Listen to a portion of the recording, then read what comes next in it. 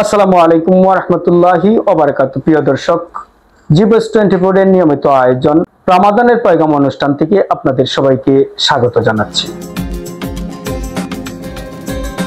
আজকে আমাদের আলোচ্য বিষয় হচ্ছে ঈদের দিনে নতুন কাপড় পরিধান করার বিধান কি। আমার সাথে আলোচক হিসাবে স্টুডিওতে উপস্থিত রয়েছেন মুফতি আব্দুল কুদ্দুস সাহেব, মুহাদ্দিস, বাগা গোলাপনগর আরবিয়া ইসলামিয়া দারুল হাদিস মাদ্রাসা। নাহমাদুহু ওয়া নুসাল্লি আলা রাসূলিহিল কারীম, আম্মা বা'দ।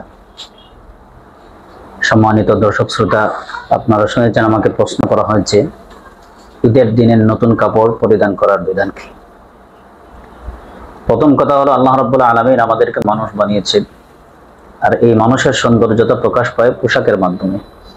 এজন্য আরবিতে একটা কথা আছে, আন-নাসু বিল লিবাস, মানুষের পরিচয় পোশাক। ঈদের দিন যেহেতু আমাদের জন্য খুশির একটা দিন, অত্যন্ত ফজিলত এবং মোবারক একটি দিন, এজন্য শরীয়তের মাসআলা হলো যে প্রত্যেক ব্যক্তির যেই কাপড়গুলো আছে সেই কাপড়গুলোর মধ্য থেকে উত্তম যেই কাপড়, সেই উত্তম কাপড় পরিধান করে সে ঈদ উদযাপন করবে। তার মানে এটা নয় যে তাকে নতুন কাপড় পরিধান করতেই হবে। আমাদের সমাজের অনেক মানুষ নতুন কাপড় পরিধান করাটাকে জরুরি বানিয়ে ফেলেছেন, যেমন নতুন কাপড় না কিনলেই যেমন ঈদ হয়ই না, এমন একটা অবস্থা। এই দৃষ্টিকোণ থেকে দেখা যায় যে অনেক সময় মানুষ অভাব-অনটনের মধ্যে, বিভিন্ন সমস্যার মধ্যেও সেই নতুন কাপড়কে কেনার জন্য যেই ভিড় করেন, যে মার্কেটের মধ্যে, যেই রাস্তাঘাটের মধ্যে, সেটা আমাদেরকে সবসময় লক্ষ্য রাখতে হবে যে ঈদ উপলক্ষে নতুন কাপড় পরিধান করাটা জরুরি কোনো বিষয় না। মাসআলা হলো শরীয়তের যে ঈদের দিন ব্যক্তির যেই কাপড়গুলো আছে সেই কাপড়গুলোর মধ্য থেকে উত্তম কাপড়কে পরিধান করা। অতএব আমরা উত্তম কাপড়কে পরিধান করবো। হ্যাঁ, তারা যদি তৌফিক হয় শরীয়তের বিধানের মধ্যে থেকে আমরা নতুন কাপড়কে কিনে পরিধান করতে পারি, সেটা ভালো বিষয়, সেটা খারাপ না।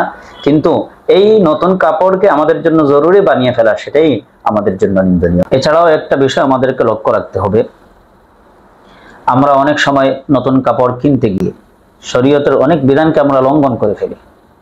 বিশেষভাবে রোজা রাখা অবস্থায় আমরা যে মার্কেটের মধ্যে আসা অনেক অপরিচিত পুরুষদের সাথে কথাবার্তা বলা, বিভিন্ন ধরনের অপকর্ম, যেটাকে শরীয়ত সমর্থন করে না। আমরা মুসলিম ফ্যামিলির মানুষ হিসাবে আমরা অনেকেই সেই বিষয়গুলো জানা সত্ত্বেও আমরা সেটাকে অনেক সময় করে ফেলি।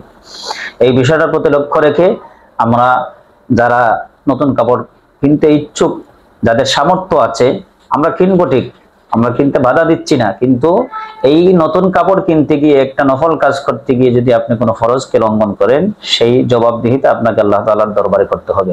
এই জন্য এই বিষয়টার প্রতি আমরা লক্ষ্য রাখবো ইনশাআল্লাহ, যে নতুন কাপড় কিনতে গিয়ে যাতে শরীয়তের কোনো বিধান লঙ্ঘন না হয়, সেই বিষয়টার প্রতি আমরা লক্ষ্য রেখে চলবো। আল্লাহ তাআলা আমাদের সবাইকে তৌফিক দান করুন। শাইখের তথ্যবহুল আলোচনার জন্য শাইখকে মুবারকবাদ জানাচ্ছি। প্রিয় দর্শক, পরবর্তী অনুষ্ঠান দেখার আমন্ত্রণ জানিয়ে এই মুহূর্তে বিদায় নিচ্ছি। আসসালামু আলাইকুম।